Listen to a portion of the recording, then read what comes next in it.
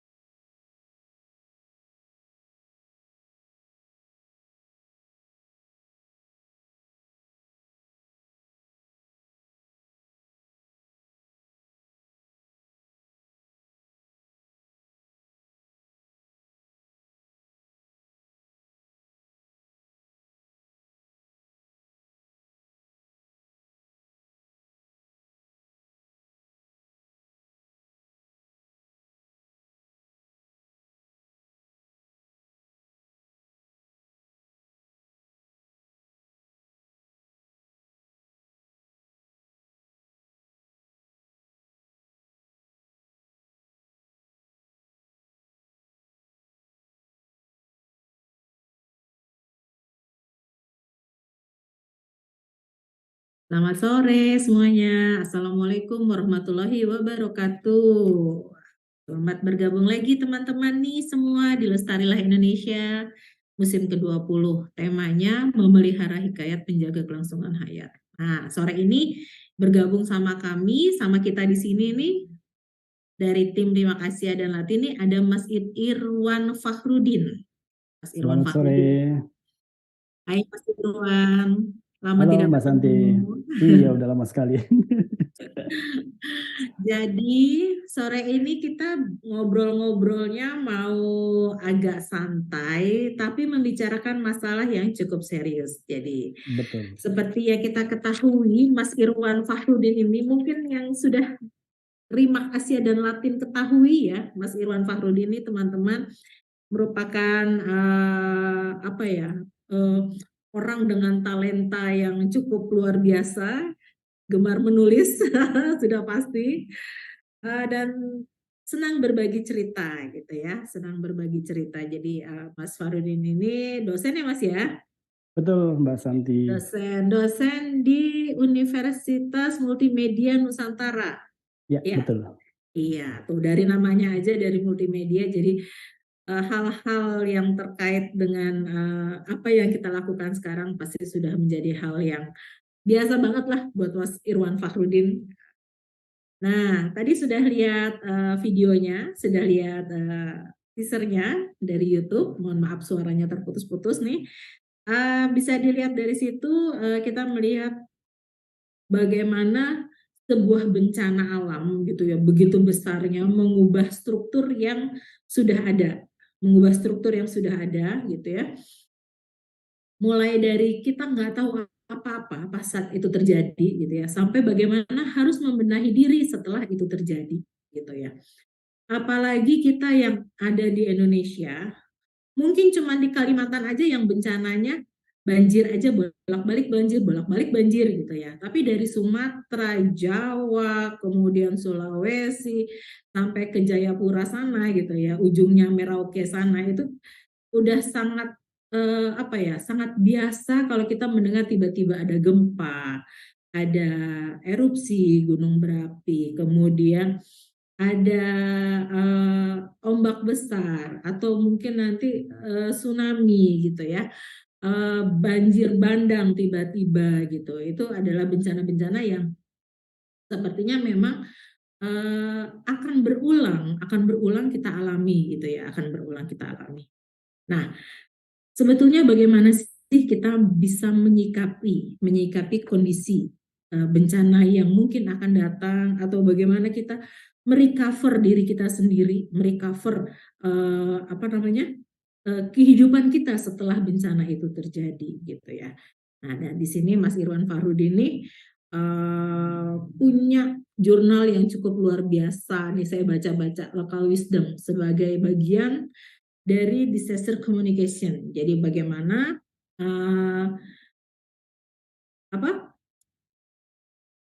keikutsertaan atau peran dari masyarakat lokal di situ sendiri sebagai bagian dari mitigasi bencana. Nah, mungkin Mas Irwan bisa menjelaskan nih sebelumnya kenapa kemudian bisa sampai ke pemikiran bahwa harusnya ya ada local storytelling nih ya, storyteller yang memang masyarakat atas itu yang memang menjadi bagian utama, bagian yang bisa kita gunakan untuk ikut dalam mitigasi bencana ini. Mungkin Mas Irwan bisa menceritakan dulu nih. Ya, terima kasih Mbak Santi atas undangannya ya untuk bisa berbagi sekelumit cerita sebenarnya dari aktivitas 2 tahun terakhir bersama teman-teman di gugus mitigasi Lebak Selatan di Kabupaten Lebak bagian selatan di pesisir selatan Jawa. Nah, sebenarnya kita juga semuanya tahu lah ya bahwa Indonesia kan supermarketnya bencana gitu ya. Jadi mau beli bencana apa aja ada gitu. Tinggal masukin ke keranjang deh. Mau yang simple misalkan banjir yang setiap hujan panjang 4 jam aja udah mulai banjir. Kita ketar-ketir di Jakarta nih gitu ya. Macam-macam lah, banjir bandang, kemudian sekarang musim hujan dengan bencana hidrometeorologi, panas hujan yang nggak menentu, kebakaran hutan, terus kemudian yang lebih meningkat misalkan gempa bumi yang cukup intensif ya belakangan ya, sampai kemudian tsunami yang mungkin terasa baru gitu ya. Kita mendengar terminologi tsunami mungkin baru setelah gempa Aceh ya. Sepertinya kok ini baru dan kayaknya kok impor gitu ya. Padahal kalau kita melihat keniscayaan kita kan dari dulu sampai sekarang ribuan tahun ya posisi kita nggak bergeser gitu kan, di Katulistiwa diapit oleh 2 lempeng tektonik besar, Eurasia dan Indo-Australia gitu ya. Itu menyebabkan kita ditakdirkan memang hidup dengan bencana, berdampingan dengan bencana. Nah, ada hal yang sebenarnya waktu itu kita juga sempat mulai gitu ya melihat gitu. Saya sendiri secara personal sih selalu percaya bahwa di mana bumi dipijak di situ langit dijunjung. Dan bangsa kita kan sebenarnya bangsa yang bukan hidup dimulai tahun 400 Masehi sebenarnya gitu ya. Itu kan yang diajarkan di SD, SMP, SMA. Sepertinya sejarah Indonesia dimulai, atau sejarah Nusantara lah, karena Indonesia lahir tahun 45 ya. Dimulai 400 Masehi ketika muncul kerajaan Kutai dan seterusnya. Tapi pernah nggak sih kita berpikir sebelum Masehi seperti apa ya? Nah, yang selalu orang bilang bahwa negeri kita negeri yang Zamrud Khatulistiwa semuanya ada, yang pasti sebelum Masehi pun pasti ada peradaban dan seterusnya. Dan yang menjadi pertanyaan kan kemana peradaban itu ya kan? Nah, itu salah satunya juga ada beberapa teman-teman dari kajian-kajian geoscience, ada yang memberikan hipotesis bahwa muncul dan hilangnya peradaban di Nusantara itu salah satunya adalah karena katastrofi gitu ya, bencana alam terutama gempa bumi, tsunami dan seterusnya. Bahkan kemarin 2 hari lalu ya, itu kan gempa di Maluku Tenggara 7,9 skala Richter. Mungkin kita nggak merasakan di Jawa gitu ya, tapi melalui info BMKG yang terinstall di handphone saya gitu ya, dini hari jam 1-an sekitar 7,9, wah saya udah khawatir potensi tsunami enggak gitu kan. Tapi notifikasi di info BMKG di aplikasi tidak berpotensi tsunami. Tapi yang menarik adalah kemarin saya lihat di YouTube-nya Kompas TV muncul gundukan pulau di sekitar Laut Banda akibat 7,9 magnitudo MMI yang terjadi di apa namanya sekitar Laut Banda. Nah ini kan apa namanya menunjukkan bahwa apa namanya sebuah keniscayaan gitu kan. Nah sekarang apa yang mesti kita lakukan ya berarti harus mengenali potensi-potensi yang ada di sekitar kita. Nah salah satunya yang sebenarnya kalau tadi saya sampaikan bahwa kebudayaan bangsa kita udah ratusan ribuan tahun, rasanya harusnya ada gitu ya apa namanya pengetahuan-pengetahuan yang diwariskan gitu ya. Dan karena bangsa kita adalah bangsa yang bertutur, nah kita harus mencoba mulai kritis. Apa sih warisan-warisan knowledge apa gitu ya, atau mungkin bahkan ada teknologi atau inovasi apa yang tersimpan dalam tuturan-tuturan tadi yang harus kita decode, harus kita pecahkan kode-kode itu gitu kan. Nah kita kan juga harus jangan serta-merta misalkan selalu merasa bahwa kita inferior gitu ya karena sains modern berangkat dari barat dan kita lupa bahwa ternyata nenek moyang kita mewariskan luaran-luaran peradaban itu dalam bentuk-bentuk yang sangat estetik, justru sangat indah. Misalkan dalam bentuk seni ruang seni pandang gerak gitu ya, dalam bentuk yang sangat estetik gitu ya, tembang, tarian dan segala macam. Yang sebenarnya kalau kita menilik gitu ya, mungkin teman-teman Latin dan Rimak yang sering berkelana gitu ya dengan ekspedisinya, mungkin sering melihat gitu ya bahwa ini tarian ternyata membawa makna sesuatu gitu.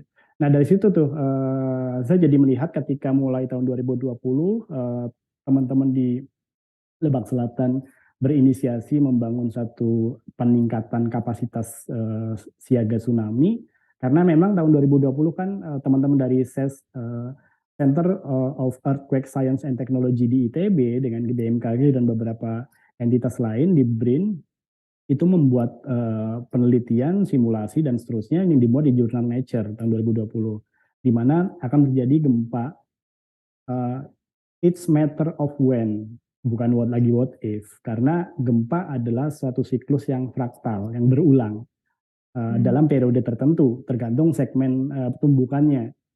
Ya misalkan di pantai barat Sumatera kalau nggak salah itu siklusnya itu mungkin lebih pendek sekitar 200 sampai 300 tahun. Di selatan Jawa itu 400 sampai 500 tahun. Nah itu siklus di mana ketika udah melepas energinya kayak misalkan Aceh di 2004 gitu ya. Kemudian Pangandaran 2006. Nah itu akan ada silent period. Nah silent periodnya berapa lama nanti akan berulang lagi. Nah di selatan Jawa kebetulan riset dari teman-teman di ITB, BMKG, BRIN dan beberapa entitas lain menyebutkan bahwa sudah masuk ke tahun di mana energi itu akan lepas. Berarti siklusnya antara 400 sampai 500 tahun. Nah, ini yang membuat kami berpikir apakah mereka teman-teman di sana siap gitu kan. Nah, kami masuk tahun 2020 mencoba bergabung dengan teman-teman di selatan dalam program PKM waktu itu, program pengabdian kepada masyarakat. Karena perspektif kami dari sisi keilmuan komunikasi, kami jadi masuk untuk memperkuat satu indikator terkait dengan komunikasi, indikator ke-6. Jadi UNESCO itu pasca gempa Aceh mereka mulai memikirkan gimana caranya negara-negara yang tsunami prone itu bisa ready, tsunami ready. Kemudian mereka berkumpul membentuk terakhir di pasca gempa Sendai, gempa di Fukushima, merumuskan Sendai Framework. Ada 12 indikator, di mana 12 indikator recognize, diakui sebagai masyarakat yang siaga untuk tsunami. Nah, 12 indikator itu bisa diakses di websitenya UNESCO, IOC, Intergovernmental Oceanographic Community. Jadi salah satu subentitas di UNESCO yang memang menangani terkait dengan tsunami. Nah, di Indonesia ada 5.700 desa yang terancam tsunami prone. Nah, di selatan Jawa itu siklusnya udah mulai 2020, 2021 kita makin merasakan sangat intensif ya. Gempa yang ada di segmen Tenggara Sumatera, Selat Sunda terus sampai ke menjelang Selat Bali di Jawa Timur. Nah, di selatan Jawa kalau merujuk ke pemaparan teman-teman dari Geoscience, BMKG, ada sekitar 13 patahan di zona megatrust. Kenapa megatrust? Karena itu zona tumbukan besar, sepanjang 1.000 km, lebarnya mungkin sekitar 200 km. Nah itu yang yang terjadi sebagai zona di mana lempeng Indo-Australia itu menghajar ya, subduksi, ya, menunjam ke bawah zona Eurasia, lempeng Eurasia. Nah, zonanya itu di selatan Jawa, mungkin kurang lebih sekitar 250-300 km tuh, di lepas pantai selatan Jawa. Nah, dari beberapa patahan yang belum lepas energinya itu di dua segmen, di selatan Lebak dan selatan Malang, selatan Blitar lah. Nah, dua itu yang dikhawatirkan karena dari simulasi penelitian teman-teman di ITB 8,8 terjadi di Lebak Selatan, 8,7 MMI magnitudonya di selatan Jawa Timur. Nah, kalau bergerak bersamaan bisa dimungkinkan 9,1. Artinya udah sama dengan Aceh. Nah, kemudian tsunami-nya penelitian pertama tahun 2020 20 meter. Nah, tahun 2022 kemarin bulan Oktober mereka menambahkan beberapa variabel penelitiannya malah jadi tambah tinggi tsunami-nya jadi 34 meter. Nah, itu dimuat di Kompas edisi 24 Oktober kalau nggak salah. Nah, ini kan mengerikan ketika potensinya sudah di depan mata, tapi apakah masyarakat sudah siap? Kan pertanyaan seperti itu. Nah, teman-teman di Gugus Mitigasi Lebak Selatan, tadi di video ada Abah Lala, ya, inisiator gugus. Kami terpanggil dari perspektif komunikasi untuk membantu penguatan bagaimana komunikasi bisa berperan untuk reminding gitu ya, mencoba memberikan edukasi, memberikan dari aspek kognisi gitu ya, untuk kemudian mereka bisa call to action ketika nanti bencana itu datang. Jadi kerangka yang harus kita lakukan ada di empat stage komunikasi gitu ya. Misalkan pertama di mitigasi, kemudian yang kedua di preparedness, kemudian ada response dan juga recovery. Nah, di empat fase bencana itu komunikasi selalu diperlukan. Di awal kita bicaranya komunikasi risiko di mitigasi. Ini loh resikonya kayak tadi misalkan, karena ada zona tumbukan, zona subduksi, ada tumbukan terjadi gempa sekian MMI, kemudian tsunami-nya sekian meter. Nah, mereka harus tahu tanda-tandanya seperti apa.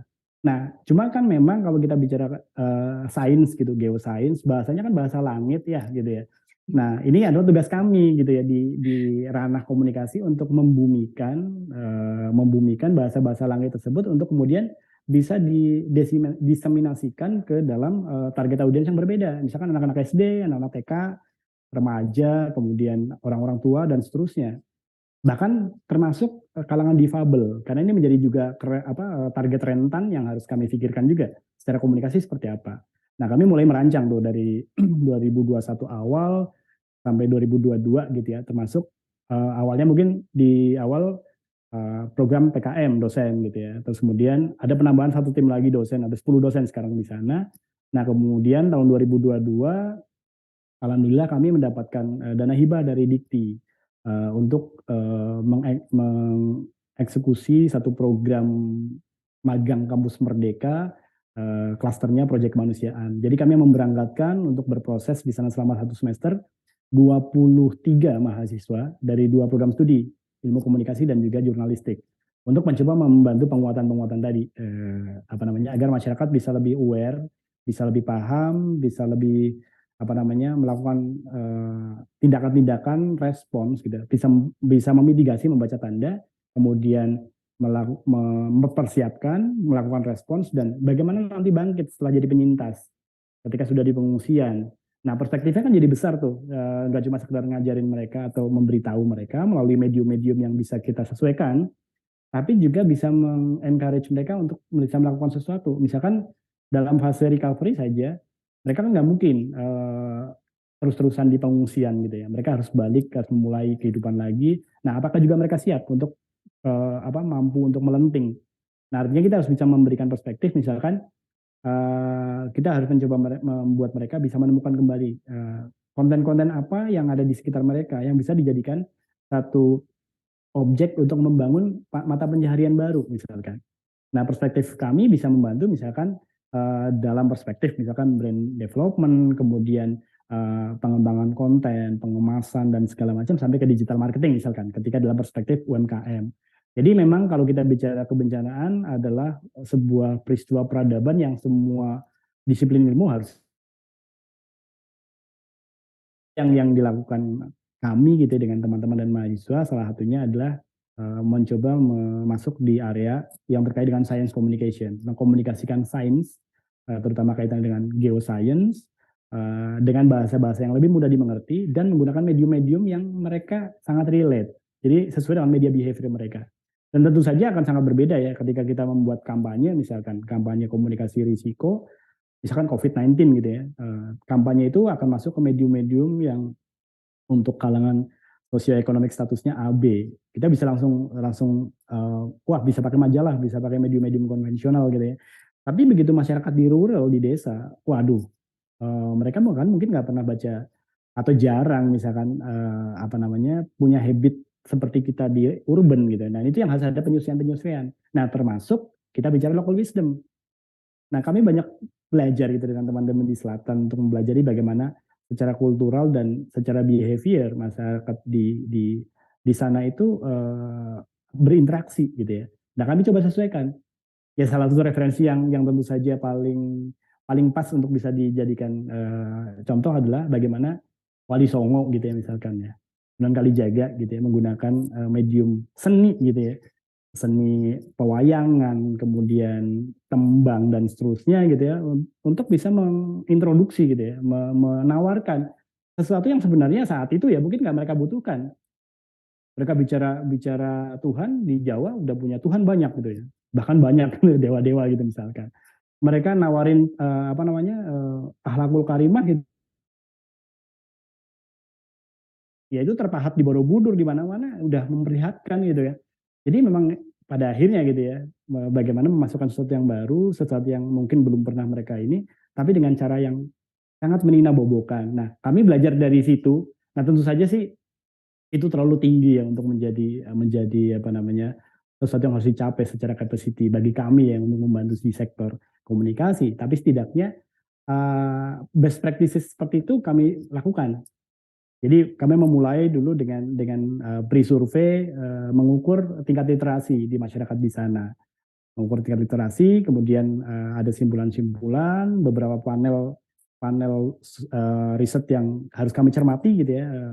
Termasuk misalkan bagaimana perbedaan antara pria dan wanita gitu ya, anak-anak, difabel dan lansia gitu misalkan. Nah, kita coba sesuaikan. Terus kemudian peran para aktor gitu ya, aktor-aktor yang juga cukup berpengaruh dalam memberikan influence bagi peers-nya mereka misalkan. Kita juga identifikasi dan melakukan beberapa pola-pola customization gitu ya. Jadi kita customisasi. Misalkan tiba-tiba peran pedagang keliling itu bisa menjadi peran sentral untuk menjadi media gitu ya, menjadi medium. Karena apa? Mereka bisa penetrasinya bisa sampai ke pelosok-pelosok.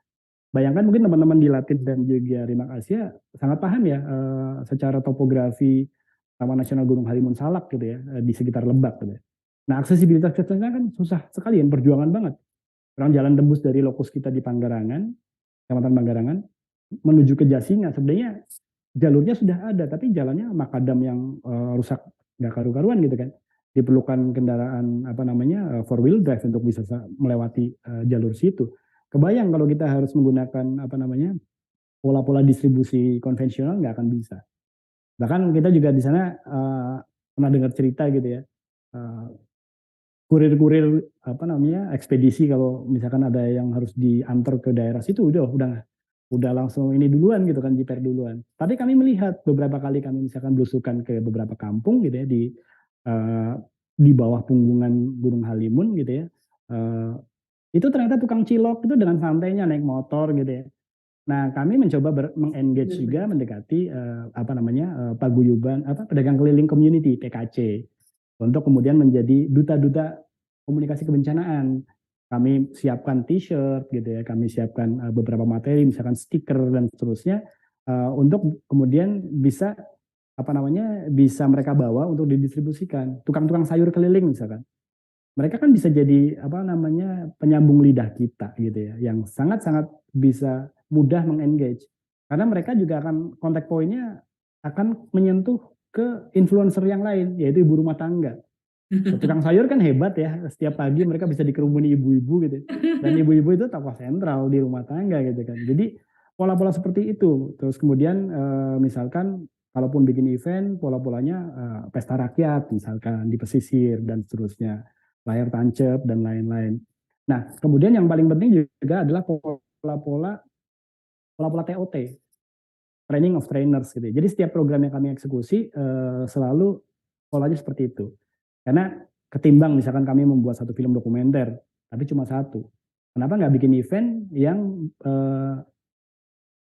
memberikan ruang workshop gitu ya, untuk anak-anak di sana, anak-anak muda untuk bisa bikin film, jadi workshop filmmaking.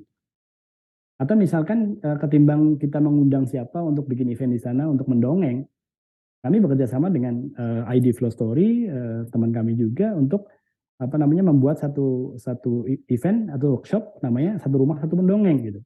Jadi kami undang nih guru TK, guru PAUD, mahasiswi untuk menjadi peserta. Mereka berproses selama weekend sampai mereka bisa membuat cerita, menyajikan melalui alat peraga dan mendongengkan.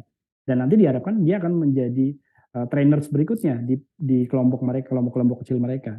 Dan kita juga terus berkomunikasi dengan mereka untuk mereka jika melakukan itu di rumah masing-masing.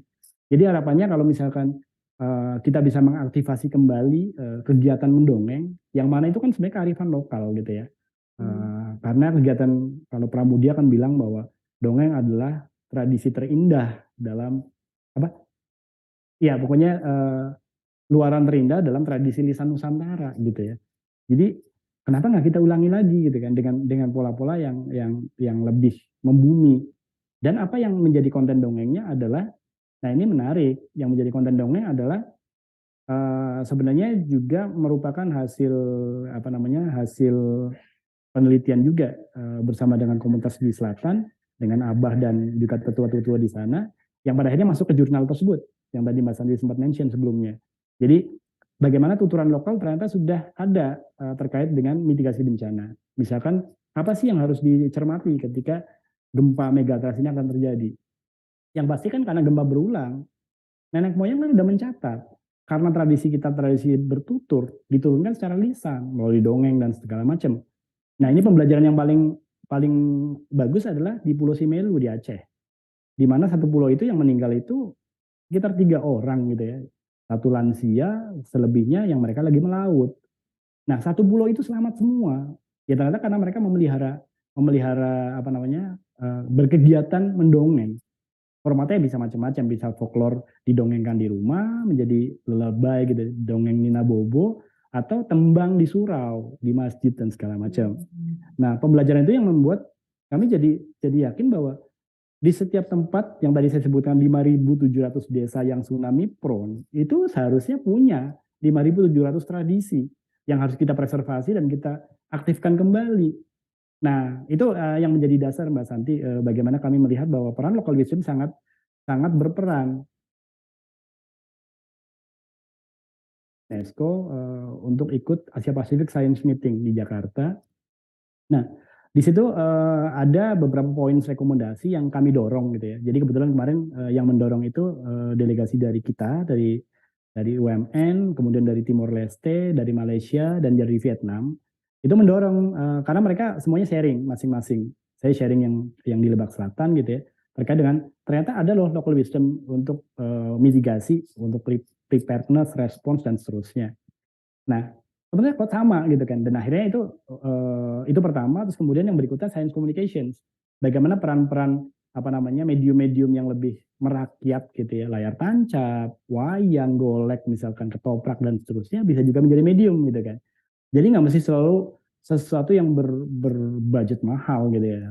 Kita bisa pendekatan-pendekatan yang murah. Bahkan kami tahun lalu kami menyediakan gitu ya satu perangkat sablon untuk membuat mereka bisa nyablon sendiri, Mbak. Jadi kami sediakan desainnya untuk campaign. Jadi t-shirt campaign.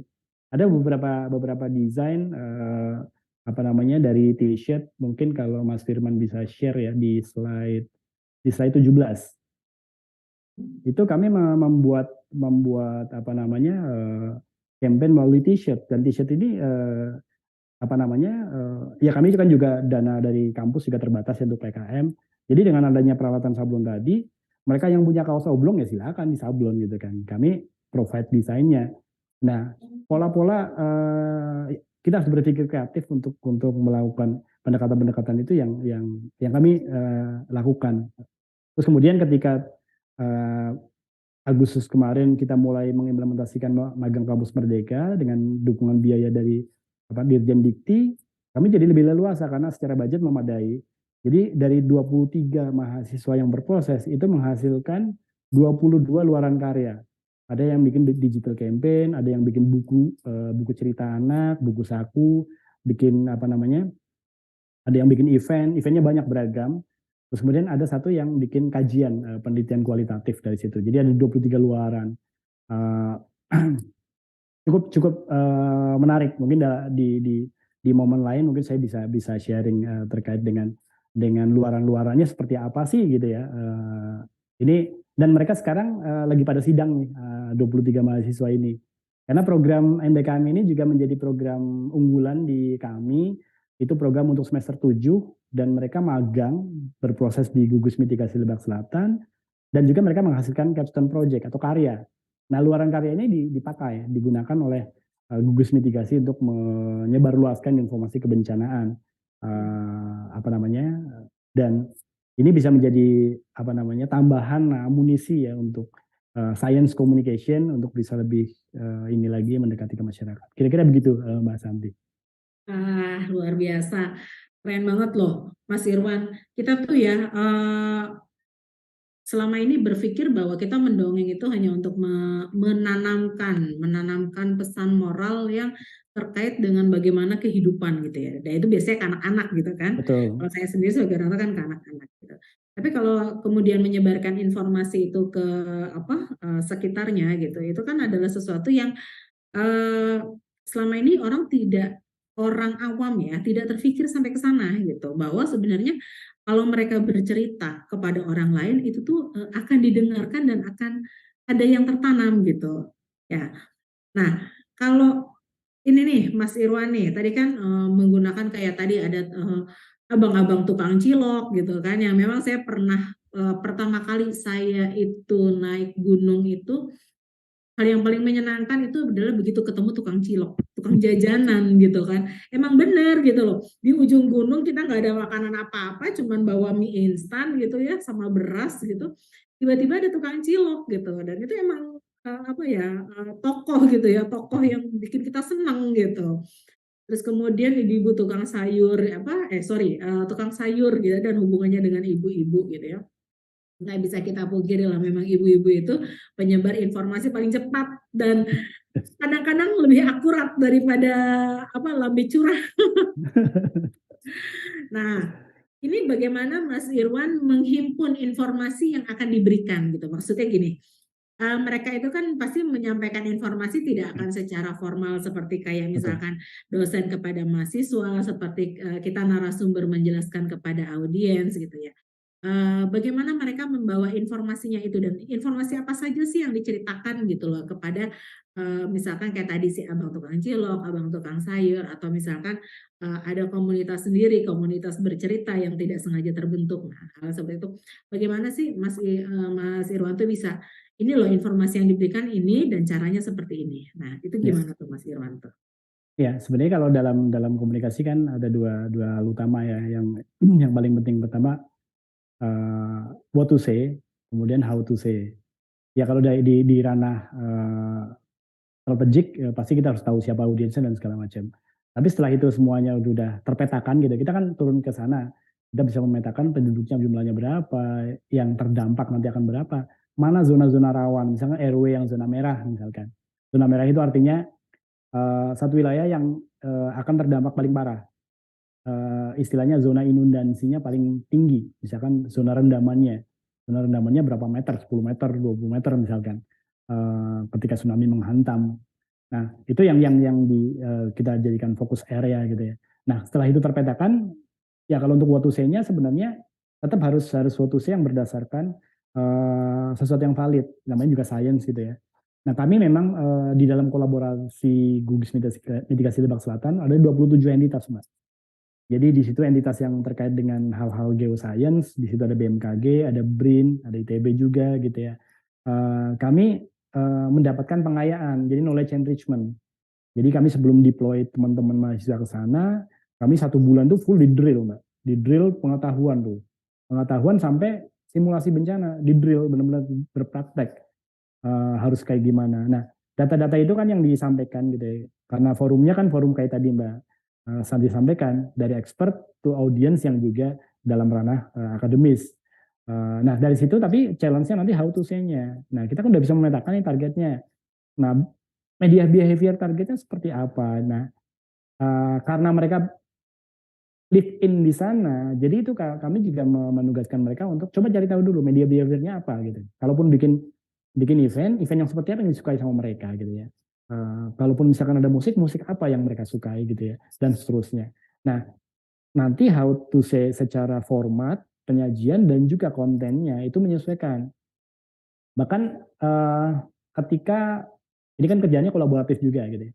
Ketika teman-teman dari ITB membuat satu papan informasi gitu ya, informasi untuk siaga tsunami, waktu itu kami bareng-bareng memberikan konsultasi dari sisi komunikasi. Kami bilang bahwa headline-nya harus pakai bahasa Sunda misalkan gitu ya, karena bahasa Indonesia itu jadi berjarak dengan teman-teman di selatan gitu kan, karena sehari-hari mereka menggunakan bahasa Sunda, walaupun anak mudanya terbiasa bahasa Indonesia di sekolah, tapi dalam sehari-hari bahasa Sunda. Jadi kita putar tuh perspektifnya. Jadi pendekatan pintu masuknya harus menggunakan kebiasaannya mereka. Nah, how to say itu menjadi penting, Mbak. Bahkan ketika kita mau masuk ke ibu-ibu, kita juga harus pelajari jam-jam berapa mereka cukup longgar gitu kalau misalkan kita provide dengan satu event misalkan. Jadi jangan mengganggu waktu mereka untuk ke sawah atau waktu mereka untuk nyari kutu itu misalkan gitu, atau waktunya mereka masak atau mencuci dan seterusnya. Jadi kita pelajari sekali gitu ya pola-pola itu. Nah, how to say-nya itu yang menjadi menarik gitu ya. Tentu saja ketika misalkan ke dalam audiens yang mereka berada di sektor-sektor informal, sosioekonomik statusnya misalkan CD gitu. Dan itu harus benar-benar masuk membumi sekali gitu. Bahkan ada yang kemarin kita juga mengidentifikasi gitu ya, peran-peran cultural leaders ya atau spiritual leaders untuk menjadi key opinion leaders, Mbak. Kalau kita bicara KOL, brand ambassador kan kita bicara selebriti yang follower Instagramnya jutaan gitu ya. Iya, TikTokers gitu ya. TikTokers itu misalkan. Kalau di sana ya bukan itu gitu kan. Ngapain bayar mahal-mahal? Kita juga nggak punya duit juga gitu kan. Ya udah kita pakai misalkan guru ngaji gitu ya misalkan, atau marbot di masjid, ustadz-ustadz memungkinkan atau tidak sih kalau misalkan nyelipin pesan-pesan tentang ini gitu ya ke jamaahnya ketika misalkan kultum dan seterusnya. Jadi pola-pola ini gitu ya, kami mendekati juga ibu-ibu PKK gitu, tim penggerak PKK di desa, di kecamatan, untuk bisa membuat format-format komunikasi yang bisa masuk ke mereka untuk menjadi lebih mudah. Jadi what to say dan how to say itu memang memegang peran sangat penting, Mbak, untuk menerjemahkan ya bahasa-bahasa langit tadi gitu ya, bahasa akademis, bahasa jurnal menjadi bahasa warung kopi gitu loh. Nah, gitu. Itu yang sulit sebenarnya ya, Mas Irwan ya. Itu dari ini nih kalau saya bilang si ambasadornya sendiri nih si pelaku-pelakunya ini nih. Mereka ada keluhan nggak nih pas balik? Aduh Mas, aku nggak bisa nih, kayaknya susah banget, gimana ya cara menyampaikan? Aku nggak didengar kayak gitu-gitu. Aku kok nggak didengerin ya gitu. Kok mereka kayaknya kayak nganggep remeh gitu. Ada nggak dari feedback dari Mas dan Mbak yang sebagai ambasadornya ini gitu? Ya, yang pasti sih tidak semua. Mungkin di YouTube channelnya Gugus Mitigasi Lebak Selatan ada satu karya mahasiswa bikin dokumenter terkait dengan siaga tsunami di sana. Nah, itu juga ada muncul testimonial bahwa, waduh, ini susah untuk kasih tahu ke tetangganya, untuk ke kakaknya, ke iparnya dan segala macam. Tapi ya kita sih selalu berpikiran bahwa memang tidak akan bisa memenangkan semua ya, artinya satu RT bisa harus paham semuanya. Ya bahkan lah Nabi Nuh sekalipun anaknya aja masih ngeyel gitu ya sama istrinya gitu ya. Itu yang di ring 1 gitu ya. Ya apalagi kita yang memang datang dan juga teman-teman di Gugus aktivitas kita juga masih dilihat kayak aktivitas alien gitu ya. Sama mungkin kayak beberapa local champions ya, selain Nabi Nuh tadi gitu ya, bikin kapal, ngapain bikin kapal di puncak gunung gitu ya misalkan gitu ya. Atau Mbah Sadiman ya di Gunung Kidul ya, nanam pohon beringin di bukit yang gersang, atau Maeroh dulu di Tasikmalaya bikin saluran air. Ya awalnya pasti akan dikira orang gila, abah lala gitu ya, teman-teman di relawan di gugus mitigasi, dan bahkan kami lah Mbak, saya 2020 akhir ya, waktu propose program PKM itu menjadi program PKM yang aneh. Ya anehnya kenapa ya, karena selama ini kan masih ya, ini juga self kritik juga bagi kalangan akademisi ya dimanapun itu ya. Kebanyakan itu menjadi formalitas, pengabdian kepada masyarakat, nggak benar-benar difikirkan gitu kan. Ya udah, desa di sekitar kampus bikin program, kalau saya bisa ngajar apa ya saya ngajar aja deh ke BUMDes, atau saya ngajar ke perangkat desa. Ya apa bedanya kayak kita ngajar di kelas gitu. Maksudnya kenapa nggak kita turun ke satu daerah, definisikan problemsnya, kemudian kita bikin apa namanya ideation bagaimana solusinya, bikin prototyping, validasi, eksekusi gitu kan. Itu tidak banyak dilakukan, apalagi ini 100 km Mbak dari Tangerang, dari kampus kami gitu ya. Jadi kan ngapain jauh-jauh 100 km gitu. Tapi ya terus ya pada akhirnya menemukan momentumnya gitu ya, menemukan momentum, bisa bertemu dengan jejaring-jejaring. Alhamdulillah Dikti juga melihat ini sebagai sesuatu yang ada innovationnya, kebaruan gitu ya, kebaruan dari kegiatan-kegiatan program magang dan seterusnya. Ya so far sekarang malah direstui. Jadi, dan kemarin dapat rekognisi juga kami dari UNESCO bahwa UMN itu menjadi satu-satunya kampus di Indonesia yang engage dengan UNESCO di Science Communications. Betul, untuk social science. Kalau natural science sudah banyak ya, misalkan ITB, UGM, dan seterusnya, IPB gitu ya. Tapi untuk yang science communication baru kami, dan mereka sangat support. Dan mudah-mudahan doain aja, kami saat ini lagi dalam bidding proposal untuk membuat risk assessment di designated sites-nya UNESCO di area Cibodas Biosphere Reserve di Taman Nasional Gede Pangrango ya, di situ gunung area situlah untuk risk assessment. Gitu. Nah, itu kalau dalam itu kan gini ya, kadang-kadang masyarakat itu lebih percaya kepada cerita leluhur nih ya. Kita lebih percaya pada cerita leluhur. Kalau kita misalkan, kalau saya nih ya melihat wayang gitu ya, wayang itu kan pasti diceritain kalau di awal itu kan ada apa gunungan apa diceritakan bahwa kan yang sebetulnya semua tuh tersirat bahwa mencerminkan sifat manusia gitu, yang kemudian menggambarkan ada bencana alam apa segala macam gitu. Nah, kalau di lokasi yang sudah menjadi lokasi penelitian dan lokasi kerjanya Mas Irwan sendiri nih, apakah mereka tuh ada cerita-cerita leluhur gitu ya? Kan tadi dengan konsep kesenian atau lagu atau apa gitu. Cerita leluhur mereka tuh yang sebetulnya memang pada zaman dulu tuh ada kejadian loh gitu. Misalkan ada cerita leluhur, wah ada goro-goro gitu. Kalau kayak di kampung bahasa itu ada, dulu tuh ada wabah gitu ya, wabah yang mematikan semacam COVID gitu. Dan itu memang terjadi benar gitu. Jadi kalau pulang dari sawah tuh harus begini. Dan itu diterapkan turun-temurun. Nah, kalau di lokasi yang Mas Irwan ini, ada nggak sih ceritanya dulu tuh ada loh gempa besar gitu ya. Kemudian begini-gini gejala bukan gejala apa ya Mas ya? Simptomnya gitu ya yang bisa diamati sebelum terjadi gempa tuh, tanda-tandanya tuh apa gitu. Itu ada nggak Mas Irwan? Ada Mbak, jadi ini yang menjadi menarik sebenarnya, kenapa saya jadi semakin penasaran dengan berbagai macam local wisdom. Karena apa? Momentumnya sebenarnya bukan karena mau glorifikasi nostalgia masa lalu bangsa kita, bangsa yang hebat gitu ya. Bukan cuma sekedar itu saja, tapi sebenarnya saya terpecut gitu ya, tercambuk bahwa kenapa sih selama ini sesuatu yang berhubungan dengan local wisdom itu selalu dianggap sebagai sesuatu yang tradisional, primitif, klinik gitu ya, cocok logi dan segala macam.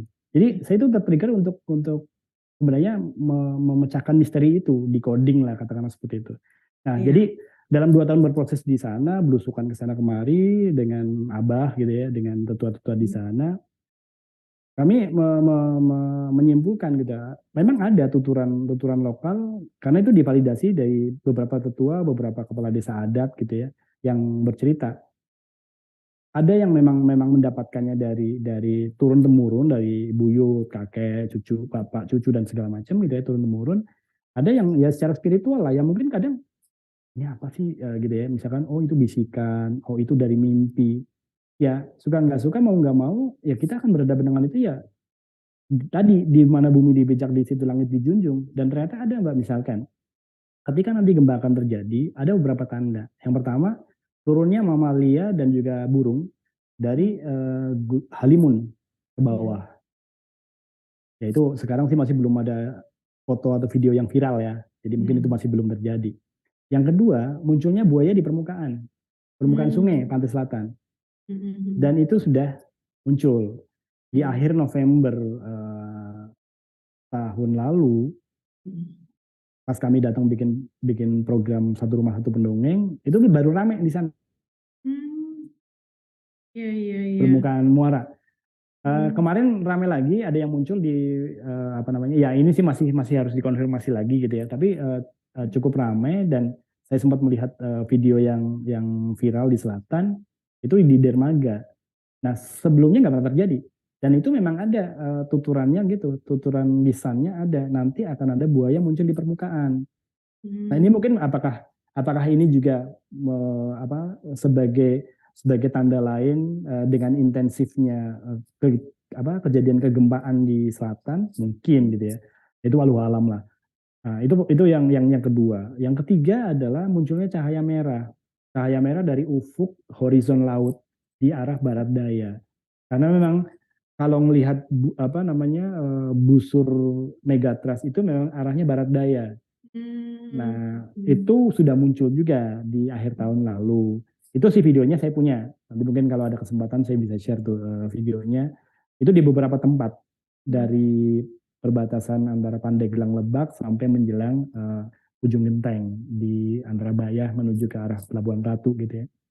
Nah, itu sudah muncul. Itu yang paling jelas tuh. Rata-rata mereka cerita, iya dulu mbah saya, kakek saya gitu, atau buyut saya pernah bercerita waktu saya kecil. Dan kami ngobrol dengan beberapa tetua yang memang secara usia juga di atas 60 tahun gitu ya. Jadi ada satu tetua yang beliau mengalami masa penjajahan Jepang, penjajahan Belanda, masa Bung Karno, masa Pak Harto gitu, sampai sekarang masih sehat. Nah, beliau bercerita tuh. Ada yang seperti itu. Jadi terus itu dari sisi mitigasi. Kemudian dari sisi respons, preparedness atau respon misalkan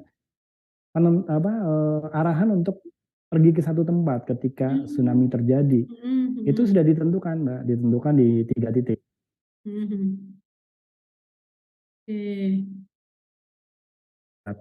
Sama di Bungkerek. Nah itu 3 titik yang memang disarankan untuk mereka yang terdampak untuk lari ke situ.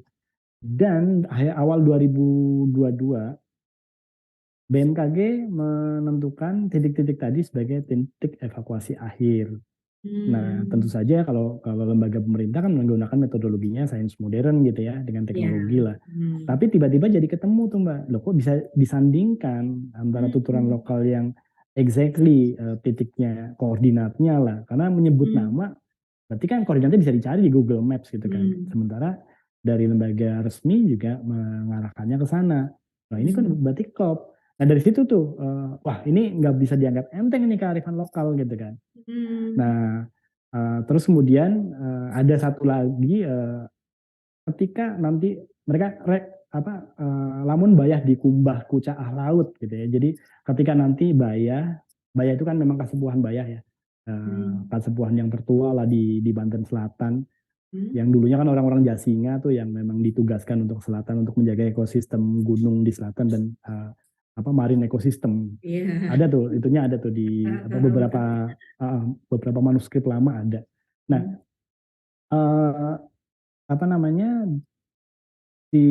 tadi sampai mana ya? Komunitas Bayah?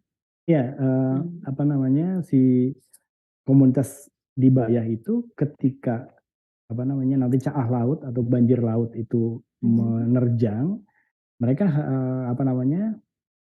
itu adalah momen di mana nanti Bayah akan menjadi kota bungsu, kota yang sangat maju gitu ya. Nah, ini jadi juga pembicaraan juga di komunitas di selatan terkait dengan beberapa beberapa hal yang menurut kami juga bisa jadi karena membaca tanda-tanda itu suatu saat Bayah akan menjadi sangat maju. Sekarang di Bayah itu industrinya udah mulai banyak, Mbak Santi ya. Yang paling besar kan Semindo ya, semen, karena kars di sana. Oh ya. Terus yang di pegunungan Halimun kan emas ya, Cikotok naik ke atas tuh Cibeber dan seterusnya. Itu banyak tambang-tambang rakyat. Jadi memang secara mineral itu keniscayaan lah ya, tumbukan lempeng benua pasti akan menghasilkan sebaran-sebaran mineral yang sangat banyak gitu kan, baik di onshore ataupun di offshore gitu ya. Nah mungkin bisa jadi itu yang menjadi makna dari tuturan tadi. Setelah Bayah dikumbah, nanti Bayah akan menjadi kota bungsu, kota yang sangat maju, kota yang ya mungkin gambarannya bisa jadi kayak megapolitan gitu kan. Nah, jadi kebayang gitu misalkan proses rebuilding Aceh gitu dulu gitu ya. Itu kan benar-benar membangun peradaban baru gitu kan. Nah, menjadi Aceh sekarang gitu kan. Nah, di Bayah tuh udah muncul di tuturan-tuturannya. Nah, yang menarik adalah ketika ada tuturan untuk pergi lagi ke 2 titik lagi, dan itu posisinya lebih ke atas. Artinya yang 3 titik tadi itu ketinggiannya 40-60 meter di atas permukaan laut dengan potensi tsunami 34 kan sebenarnya sudah aman. Mungkin titik evakuasi akhir. Tapi ada tuturan yang mengarahkan mereka untuk pergi lagi ke atas di dua titik, Pasir Janji dan Pasir Jawa. Nah ini juga masih menjadi pertanyaan bagi kami lah yang ada di selatan di kolaborasi ini gitu ya. Kenapa gitu? Ada pemaknaan apa di balik ini? Nah, ada kemarin sempat diskusi dengan teman-teman di selatan dengan Abah dan tua-tua. Ini 2 titik ini, 2 destinasi ini apaan sih? Nah, ternyata 2 titik itu juga menjadi menarik karena di situ adalah lumbung pangan gitu ya. Nah, sekarang ini menjadi pertanyaan, ada permasalahan apa dengan evakuasi akhir sehingga mereka harus mencari tempat yang secara logistik lebih bagus. Nah di situ yang banyak memunculkan beberapa hipotesa. Karena kalau hipotesanya kan salah satu ketika kemarin Cianjur aktif gitu tektoniknya, sesar kan banyak sesar ya sebenarnya di tengah-tengah pulau di daratan gitu ya. Sesar dari tebing keraton di Lembang menuju ke sesar Cimandiri yang di Pelabuhan Ratu kan ngelewatin Cianjur segala gitu ya. Terus kemudian sesar Baribis yang sampai ke Jakarta. Terus kemudian mungkin bisa jadi ada patahan-patahan, terus ada tektonik, ada vulkanik juga Gunung Gede Pangrango gitu di situ Halimun Salak. Nah ini kan yang dikhawatirkan kalau misalkan tadi saya bilang di awal yang segmen Lebak Selatan dan Malang Selatan bergerak bersamaan bisa 9,1. Worst case scenario-nya kan misalkan gitu ya, walaupun ini juga harus ini sih tidak mendahului teman-teman dari BMKG atau riset dari ITB. Kami cuma berandai-andai gitu ya, kalau misalkan ini men-trigger gitu ya, atau misalkan memberikan efek yang di darat. Nah ini kan artinya Bandung akan sibuk dengan dirinya, Jakarta sibuk dengan dirinya, Bogor sibuk dengan dirinya. Nah logistik pasti akan dipecah kan. Nah yang di selatan ya harus berjuang sendiri gitu. Nah kami somehow memaknainya seperti itu, walaupun juga ini kan juga masih hipotesa personal lah ya, tapi setidaknya karena kami berproses dan melihat ternyata tuturan lokal juga kalau misalkan kita cukup jeli, kok ya ada konektivitasnya gitu kan, interconnectedness-nya ada gitu kan. Jadi, nah dari situ tuh kami jadi berpikir, oh jangan meremehkan deh gitu kan. Nah yang menarik juga ketika kami bulan November akhir setelah yang science meeting itu kami diundang sama UNESCO untuk sharing terkait dengan science communication. Jadi dari Abah juga presentasi karena desa lokus kami Tanggarangan itu direkognisi oleh UNESCO sebagai Tsunami Ready Village. Ada 4 Mbak yang direkognisi UNESCO global sebagai desa atau sebagai kawasan tsunami ready.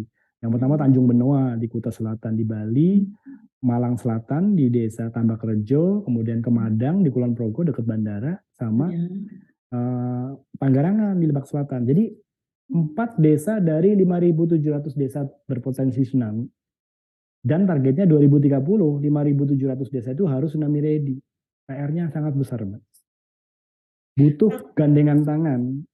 Kalau begitu berarti, sorry Mas Irwan, berarti kalau kayak gitu seluruh sarana prasarana juga akan dipersiapkan untuk, kalau kita mengatakan tsunami ready kan artinya kita harus membangun kayaknya jalan nih, jalan itu kan harus yang mudah untuk mengakses ke yang tadi titik-titik yang Mas Irwan sampaikan itu kan.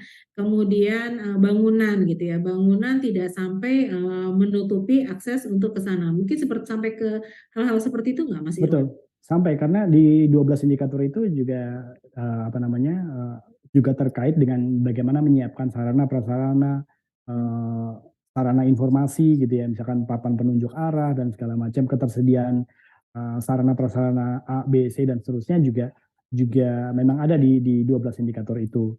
Nah, itu yang dipersiapkan. Tapi kan memang kita berkejaran dengan waktu. Dan yang paling utama juga sebenarnya pentahelix ini bisa bergandengan tangan. Nah, dari 4 desa tadi yang terekognisi oleh UNESCO, yang unik adalah Desa Panggarangan di Lebak Selatan itu inisiasinya dari komunitas, Mbak. Selebihnya yang lain dari top down, betul, dari rata-rata dari FPRB ya, Forum Penanggulangan Risiko Bencana di level kabupaten lah ya paling tidak gitu ya, atau BPBD. Dan di selatan itu ya agak memprihatinkan lah, karena kami kok juga jadi merasa harusnya konduktornya itu ada tapi tidak hadir kayak gitu. Nah ini yang memang menjadi PR, apalagi kan mungkin kita juga tahu lah kebencanaan itu hanya akan menjadi, katakanlah dalam tanda kutip, bancakan itu ketika sudah terjadi gitu kan. Karena disitulah sumber dalam tanda kutip gitu ya, sumber yang menjadi bancakan muncul gitu kan. Tapi ketika kita bicara mitigasi, preparedness, ya itu nggak ada sesuatu yang bisa dikorek-korek gitu, katakanlah seperti itu kasarnya ya, misalkan. Kami kok jadi prihatinnya kondisi-kondisi itu juga di situasi current situation analysis itu juga muncul. Makanya ya udahlah, teman-teman di selatan sudah berinisiasi, ya gimana caranya deh kita bisa bantu semampu kita, apa yang kita bisa kita coba ya lakukan. Nah itu beberapa hal sih Mbak yang memang pada akhirnya menjadi keprihatinan kita. Negeri kita negeri yang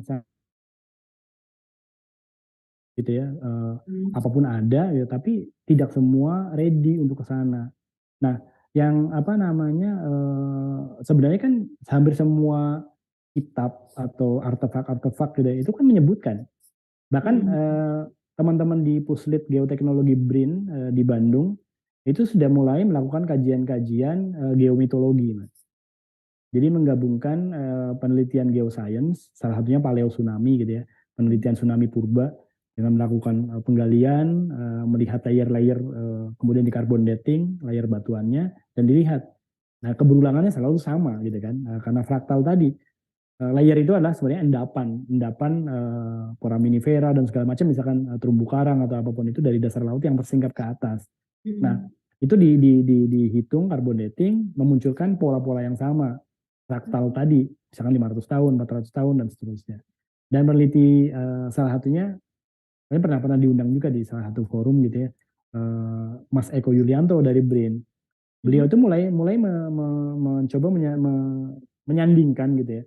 Kalau misalkan 500 tahun yang lalu harusnya ada peristiwa sejarah sesuatu dan dicari. Dan kebetulan beliau menemukan satu catatan di Yogyakarta, ada namanya Serat Srinoto gitu ya.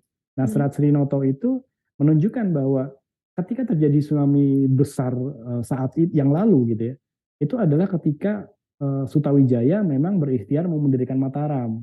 Ketika dia bertapa gitu ya, ketika dia bertapa kan memang di dalam metafornya kan ya Nyi Roro Kidul gitu ya, pergi ke atas gitu ya dengan diiringi pasukan dengan suara bergemuruh.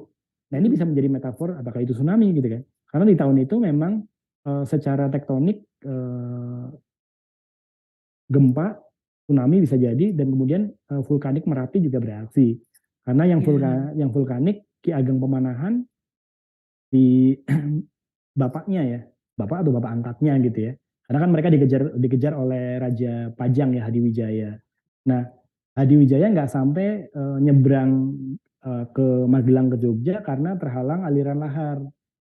Nah, di situ metafornya karena Ki Ageng Pemanahan bersemedi gitu ya, sehingga yang bau rekso gitu ya di Gunung Merapi bereaksi, yang ada di selatan, pantai selatan bereaksi. Itu metafor yang ada di tembang Mbak bentuknya, Serat Srinoto itu.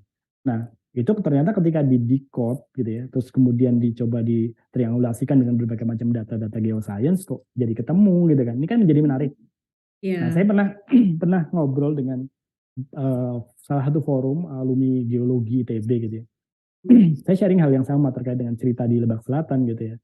Nah, mereka ternyata juga surprisingly gitu ya, mereka bilang bahwa kami para geolog explorer selalu menggunakan metode toponimi untuk mencoba sebelum kami melakukan kegiatan survei teknis gitu ya, dengan geopenetrating radar dan segala macamnya, geolistrik dan lain-lain. Mereka toponimi Mbak, jadi mencari tempat-tempat kira-kira ini artinya apa, karena kan nenek moyang kita selalu menanda ya, mereka reminder gitu ya, mewariskan sesuatu untuk bisa jadi reminder, sama kayak sesuatu yang dilakukan turun temurun gitu ya. Kalau tidak ditularkan turun temurun, biasanya mereka menamakan satu tempat ini ya, aku namaan ini karena ini misalkan, kayak misalkan Uruk gitu ya, Uruk, oh berarti di situ ada longsoran dulunya gitu misalkan, atau Gunung Kencana di Lebak Selatan gitu ya, atau misalkan Warung Kadu, itu pasti banyak duren gitu. Yang kadu-kadu di Pandeglang kan banyak tuh. Ini teman-teman Latin gitu ya, yang sering ke Pandeglang kan paham tuh. Nah, toponimi kebetulan waktu itu saya dikasih buku judulnya Myth and Geology. Nah, di buku Myth and Geology itu dia bunga rampai, sebenarnya bunga rampai, tapi kajian geomitologi sudah diperkenalkan tahun 73 ternyata oleh Dorothy Vitaliano. Dorothy Vitaliano itu geolog Amerika, orang Itali, perempuan, dia promoting kajian geomitologi itu dulu diketawain Mbak. Tapi ternyata semakin kesini para geolog itu semakin menyadari bahwa mitos-mitos itu harus dihargai, harus dijadikan salah satu variabel. Nah ini yang menjadi menarik sebenarnya dalam perspektif communications gitu ya. Ketika kita melihat bahwa oh tuturan ya jangan diremehkan, oh dongeng, oh itu kan dongeng gitu, oh itu kan cocok logi. Nah sekarang saya jadi kadang suka sebel gitu, apa-apa disederhanakan menjadi cocok logi gitu. Dan itu terkadang fatalnya para scholars kita itu sampai kayak gitu kan juga fatal kan, harusnya kan sikap kritis itu muncul. Nah bahkan kalau Dr. Eko Yulianto yang dari BRIN, dia bilang batas antara teori dan mitos itu tipis. Ketika sebuah teori nggak pernah ada lagi yang men-challenge, nggak ada ilmuwan lain yang men-challenge, dia akan menjadi mitos. Artinya mitos itu sebenarnya juga ilmiah gitu kan. Oh gitu ya, benar juga sih, karena hasil pengamatan kan itu Betul, sebenarnya. betul. Nah, dan kita mengenal terutama di Jawa, ada namanya ilmu titen. Pernah mendengar kan ilmu titen? Yeah. Mbah kita, karuhun kita itu niteni kan deep observing kan sebenarnya kan. Observasi sangat mendalam, niteni. Nah, itu kan sekarang jarang ya kalau kita bicara Gen Z. Nah, ini yang menjadi learning curve yang menarik di program MBKM adalah kami memberangkatkan mahasiswa dari urban, dari kota yang nggak pernah ke desa gitu ya. Terus mereka beraktivitas di sana. Minggu pertama mereka nangis-nangis gitu ya. Wah, nggak wifi-nya susah dan segala macam gitu ya. Tapi ketika pulang mereka juga nangis-nangis karena nggak mau pulang, nggak mau balik gitu ya. Udah betah dia. Udah betah. Nah, di situ sebenarnya kan learning bagi kami adalah kita harus bisa menuntun mereka untuk bisa imersif gitu ya, untuk bisa experience sesuatu yang belum pernah mereka rasakan. Karena mereka sebenarnya punya power. Gen Z ini kan sebenarnya purpose generation ya. Mereka lebih sensitif terhadap sosial aspek di sekitar mereka, lingkungan dan segala macam. Cuma karena mereka dihajar dengan algoritma digital yang membuat mereka pendek berpikirnya gitu ya, dan hanya menyenangi apa yang mereka senangi saja. Informasi banyak nih, miliaran lah di setiap hari mengelilingi mereka. Tapi yang mereka ambil tuh pilih-pilih. Jadi kayak anak yang picky gitu ya, disuruh makan restoran Padang tapi milihnya cuma rendang aja misalkan. Nah anak-anak sekarang kayak gitu. Nah makanya mungkin ini juga learning bagi kita semua gitu ya. Karena kan kita juga nggak akan hidup selamanya. Kita harus ada regenerasi aktivitas yang akan mereka lakukan. Nah ini juga salah satu learning terkait dengan tadi bagaimana peran-peran kita di komunikasi kebencanaan gitu ya. Ikhtiar sesuai judulnya ya, menjaga hikayat kan sebenarnya kan, untuk memelihara hayat kan sebenarnya kan, untuk menjaga kelangsungan hayat biar kita lebih sustainable gitu kan, hidup kita bisa lebih panjang gitu kan, jadi penyintas gitu. Nah, upayanya salah satunya adalah di science communication, menggali kearifan lokal, kemudian kita kemas ulang, disajikan dalam medium-medium dan dalam bahasa-bahasa atau format-format yang mereka seneng. Misalkan game, teman-teman dari UNESCO dan BMKG membuat board game bencana. Kami kemarin bikin video VR tsunami. Jadi simulasi tsunami melalui virtual reality pakai kacamata VR gitu ya. Dan kemarin kita eksekusi ketika event di selatan untuk event puncaknya anak-anak, proyeknya anak-anak, itu menjadi salah satu tools untuk membuat anak-anak itu bisa experience. Karena kan kalau pendidikan atau drill tsunami itu kan ya mereka oke, oh ada sirine, gempa terjadi, tapi kan mereka nggak ngerasakan goyangan gitu kan. Terus disuruh lari kalau nggak ada kebutuhan untuk lari ya mereka udah-udahan. Gitu. Simulasi di anak SD Mbak, tiba-tiba loh si ini kemana? Lagi mampir ke Cilok gitu lah, beli cilok dulu, jajan dulu gitu. Kan susah gitu ya. Tapi dengan metaverse gitu ya, dengan luaran-luaran multimedia tadi, kami bisa mencoba untuk membuat isu topik yang bahasanya langit itu bisa imersif, mereka bisa interaksi dan seterusnya dengan suasananya lebih enak gitu kan, nggak dihantui. Jadi teman-teman kayak Mas Ahmad Arif dari Kompas gitu ya, dia bilang bahwa jurnalisme kebencanaan itu sering menjadi bencana jurnalisme. Jurnalisme bencana kalau tidak disajikan dengan kaidah-kaidah yang benar, yang terjadilah bencana jurnalisme. Contoh misalnya, anaknya meninggal, datanginlah oleh reporter. Bagaimana perasaan ibu? Apakah ibu punya firasat ketika anak ibu sebelum anak kan lucu ya, ya korban gitu ya. Nah itu kan salah satu hal-hal yang membuat kalau kita nggak pandai untuk melakukan pola-pola komunikasi, yang terjadi kan pada akhirnya seperti itu. Dan itu terjadi di sekitar kita. Entah itu yang di ranah media, di dunia jurnalistik, di dunia komunikasi komersial dan segala macam, sering terjadi seperti itu. Makanya pendekatan-pendekatan science communication yang berdasarkan data yang valid gitu ya, dari lembaga yang terpercaya, kreditnya pun jelas kalau ditelusuri, ditrace, oh dari BMKG, oh dari ITB, oh jurnalnya ini dan segala macam. Tadi kemudian kita kemas, kemudian luaran-luarannya menggunakan naratif storytelling gitu ya, yang menggunakan transmedia gitu ya, yang beragam. Bisa menggunakan kartu remi misalkan, bisa menggunakan board game, bisa menggunakan permainan anak-anak misalkan, atau apapun itulah, seni pertunjukan, musik, film dan seterusnya. Ini dari hasil workshop salah satu mahasiswa kami membuat workshop filmmaking untuk tema kebencanaan. Sudah lahir, pemenangnya ada 3, tapi ada beberapa entry nggak sampai 10, tapi cukup untuk melihat bahwa mereka ternyata bisa berproses, dan ini akan menjadi harus bisa sustainable. Nextnya nanti akan kita screeningkan keliling lah desa-desa pakai layar tancap yang kayak gitu-gitu. Nah pola-pola ini yang kami lakukan di science communication gitu. Luar biasa. Nih sebetulnya nih kalau mau diterusin ini bisa sampai pagi nih Mas Irwan. Aku sih tertarik juga lah ya dengan tadinya tuh pas baca ini apa ya gitu ya. Ini sebetulnya kayak gimana sih melibatkan masyarakat lokal gitu ya untuk ikut mitigasi segala macam tuh dari saya belum kebayang gitu kan. Ternyata begitu dikorek yang dengan waktu yang nggak seberapa ini ternyata menarik banget gitu loh. Bagaimana kita bisa menanamkan ini kan sebenarnya sesuatu yang sudah ada di budaya mereka gitu kan, cuman itu terkikis sehingga begitu kita perkenalkan ini seakan-akan menjadi budaya baru lagi gitu. Betul. Budaya baru lagi kita perkenalkan. Yang pasti kita akan tunggulah move selanjutnya dari Mas Irwan nih gitu ya, karena kita udah cukup waktu juga nih. Iya. Iya. Jadi apalagi tadi dibilang mau dibuat ke dalam sebuah sinema ya, ke dalam sebuah film yang kalau saya melihat memang masyarakat sekarang akan lebih cepat menangkap sesuatu yang terdokumentasi gitu ya. betul. Kalau sesuatu yang nggak terdokumentasi itu mereka pasti banyak excuse-nya. Itu enggak lah, nggak mungkin lah, dulu nggak begitu kok, dulu kita baik-baik aja. Tapi dengan mereka melihat sesuatu yang terdokumentasi gitu, mereka akan, oh iya, benar loh, dulu itu ternyata kejadiannya separah itu gitu loh.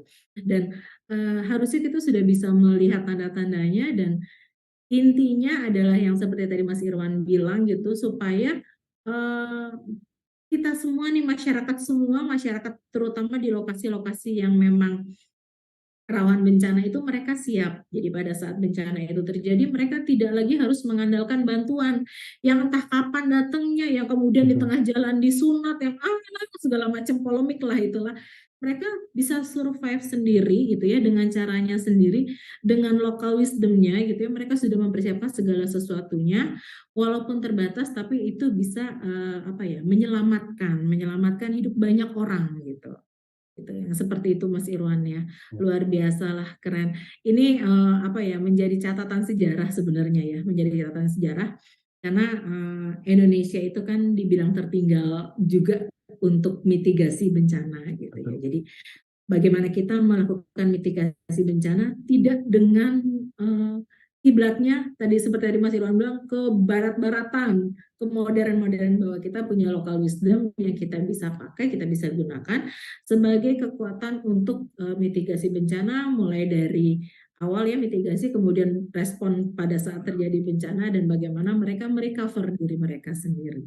Satu hal Mbak Santi, sebelum lupa, ini ada cerita menarik gitu ya. Sebenarnya lagu mungkin kalau yang dari Jawa mungkin paham ya lagunya ya. Lagu apa namanya Padang Bulan ya.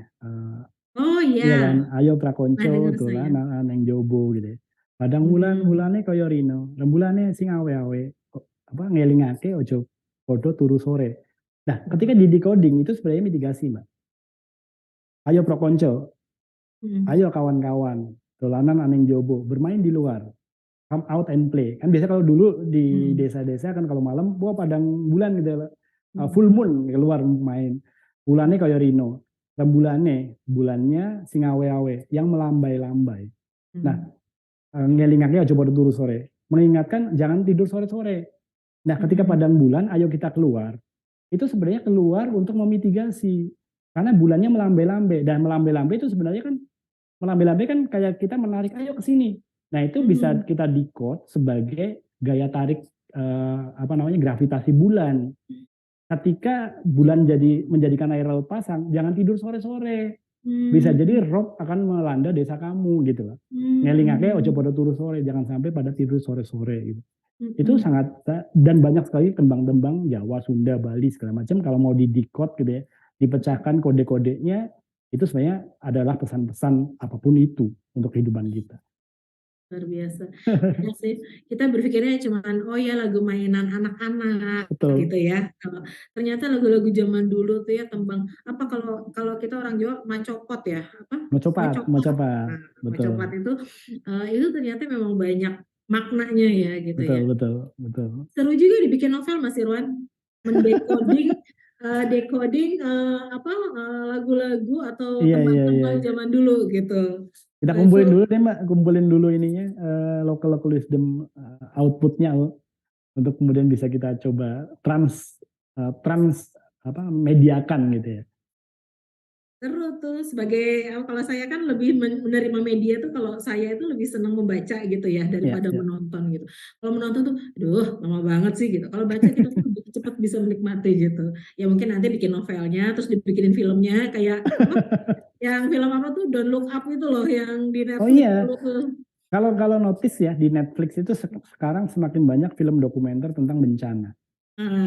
Itu kayak gitu-gitu. Jadi nanti kita bisa lihat filmnya Mas Irwan nih mengenai sinyal-sinyal sebelum terjadi bencana besar gitu kan. Walau alam kita nggak tahu nantinya kan. Amin. Luar biasa Mas Irwan, semangat terus untuk Mas Irwan dan teman-teman ya untuk Terima kasih. segala kebijakan lokal terutama terkait dengan hal-hal yang memang banyak terjadi apalagi akhir-akhir ini. Mungkin nanti nanti tidak lagi dengan bencana, lebih kepada mitigasi perubahan iklim segala macam yang sebetulnya local wisdom itu banyak sekali, pasti sudah Betul, banyak betul. sekali. Dan Mas Irwan pasti aku pikir juga sudah membuat begitu banyak rencana gitu. Nah, terus semangat terus Mas Irwan kepada Terima teman-teman. kasih Mbak Ya, Santi. Senang terima kasih. Warisannya luar berbagi. biasa. Ini mungkin nanti kita minta kepada Mas Firman dan teman-teman kita bikin sesi selanjutnya dengan Mas Irwan. Kita Ya, membicarakan mungkin lebih bisa sharing luaran-luarannya Mbak. Karya-karya mahasiswa ini hebat-hebat, bagus-bagus. Nah, itu kita udah punya banyak nih Mas Firman. Oke, Mas Firman, terima kasih banyak untuk Sama-sama. waktunya, kesediaannya bercerita. Semoga apa yang kita bicarakan, kita sampaikan nanti kepada masyarakat luas menjadi sesuatu yang berguna, menginspirasi, dan yang jelas akan membawa hal yang baik untuk kita semua. Terima kasih Mas Terima Irwan. kasih. Sama-sama Terima kasih Mbak teman-teman Santi. semua yang mendukung. Wassalamualaikum warahmatullahi wabarakatuh. Waalaikumsalam warahmatullahi wabarakatuh.